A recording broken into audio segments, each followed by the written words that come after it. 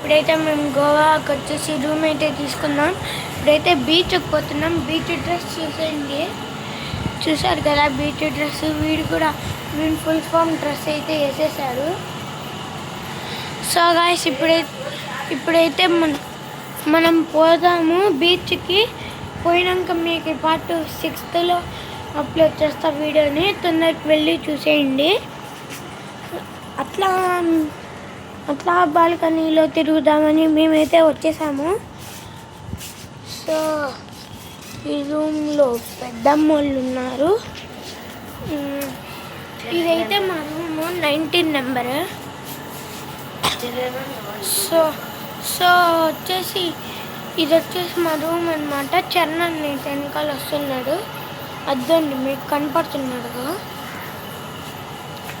So guys ఈరోజు video ఇది. Beach లేకపోయినాక పార్ట్ 6 అప్లోడ్ చేస్తాను.